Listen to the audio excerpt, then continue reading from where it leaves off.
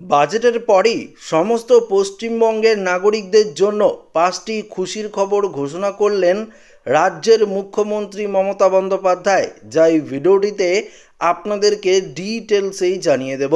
তো অবশ্যই ভিডিওটিতে আপনারা প্রত্যেকেই প্রথম থেকেই শেষ পর্যন্ত মনোযোগ সহকারে দেখবেন।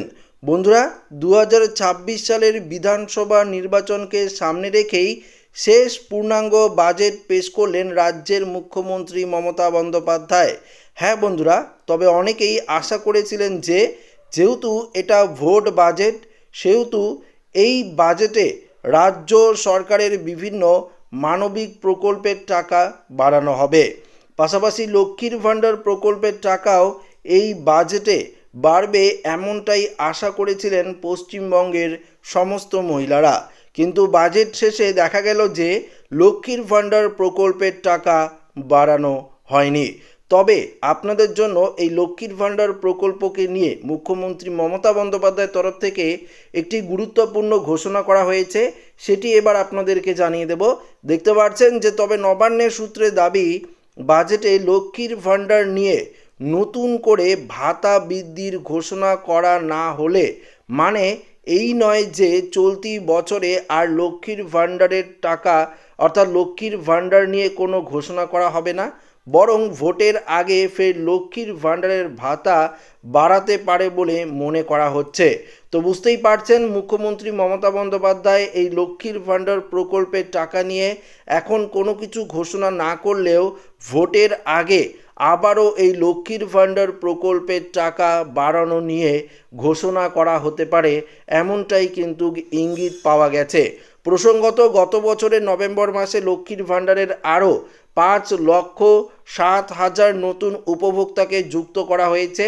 নবান্নের সূত্রে খবর, এখন ওই প্রকল্পে মোট উপভোক্তার সংখ্যা প্রায় 2,26,00,000-এরও বেশি রয়েছে। তো বুঝতেই পারছেন, অনেকেই আপনারা বলছিলেন যে লক্ষ্মীর ভাণ্ডার প্রকল্পের টাকা নিয়ে কোনো কিছু ঘোষণা করা হয়নি, তাহলে কি এই প্রকল্পের টাকা আর বাড়বে না? এমনটা নয়, রাজ্য সরকারের তরফ থেকে কিন্তু এই ইতিমধ্যেই যে আপডেটটি উঠে এসেছে সেটা আপনাদের সামনে সরাসরি আমরা দেখিয়ে দিলাম যে ভোটের আগে আবারও এই লক্ষ্মীর ভাণ্ডার প্রকল্পের টাকা বাড়ানো নিয়ে ঘোষণা করতে পারে মুখ্যমন্ত্রী। পাশাপাশি দেখুন এখানে কি বলেছে, কৃষিজ বিপণন বিভাগের জন্য 826 কোটি টাকা ব্যয় বরাদ্দের প্রস্তাব করা হয়েছে। কৃষি বিভাগের জন্য 10,000 কোটি টাকা ব্যয় বরাদ্দের প্রস্তাব রাখা হয়েছে। শস্য বীমা যোজনায় 1,12,00,000 কৃষকের মধ্যে প্রায় 3,500 কোটি টাকা বিতরণ করা হয়েছে। কৃষক বন্ধু প্রকল্পে 1,08,00,000 কৃষককে 2 কিস্তিতে মোট 24,000 কোটি টাকা দেওয়া হয়েছে। তো বুঝতেই পারলেন। পাশাপাশি দেখুন এখানে কি বলেছে, বাংলার আবাস যোজনাকে নিয়ে কি বলেছে, গত 2 বছর বাংলার আবাস যোজনা প্রকল্পে বাংলার মানুষকে বঞ্চিত করে রেখেছে কেন্দ্রীয় সরকার, তাই গত বছরে শেষের দিকেই বাংলার বাড়ি প্রকল্পে রাজ্যের যোগ্য উপভোক্তাদের ব্যাংক অ্যাকাউন্টে প্রথম কিস্তির টাকা পাঠিয়েছে মুখ্যমন্ত্রী মমতা বন্দ্যোপাধ্যায়। আর এবার রাজ্যের বাজেট থেকেও কথা রাখলেন মমতা, প্রতিশ্রুতি মতোই বাংলার বাড়ি প্রকল্পে অতিরিক্ত 16 লক্ষ উপভোক্তার জন্য 9,600 কোটি টাকা বরাদ্দ করা হয়েছে।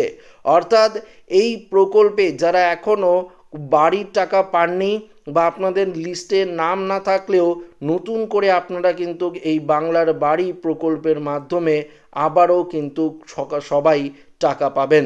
পাশাপাশি দেখুন এখানে কি বলেছে, আশা কর্মী ও অঙ্গনওয়াড়ি কর্মীদের বিনামূল্যে স্মার্টফোন দেওয়া হবে, এই খাতে 200 কোটি টাকা বরাদ্দ করা হয়েছে। অর্থাৎ যারা আশাকর্মী রয়েছেন এবং অঙ্গনওয়াড়ি কর্মী রয়েছেন তারা কিন্তু স্মার্টফোন পাবেন এবার খুব শীঘ্রই, এমনটাই রাজ্য সরকারের তরফ থেকে পরিষ্কারভাবে জানিয়ে দেওয়া হয়েছে। অন্যদিকে পথশ্রী প্রকল্পের জন্য 1,500 কোটি টাকা বরাদ্দ করা হয়েছে এই অর্থ বাজেটে। রাস্তাঘাটের সার্বিক উন্নয়নের জন্য পথশ্রী প্রকল্পে আগেই চালু করেছিল সরকার। এই প্রকল্পে রাজ্যের বহু রাস্তা ইতিমধ্যেই নির্মাণ করা হয়েছে ও সংস্কারের কাজ করা হয়েছে। তবে এই প্রকল্পে আরও অর্থ বরাদ্দ বাড়ালো বাজেটে। পাশাপাশি এই পথশ্রী প্রকল্পের মাধ্যমে 100 দিনের কাজও হবে এবং 100 দিনের কাজের যে বরাদ্দ সেটাও কিন্তু বাড়াতে চলেছে রাজ্য সরকার।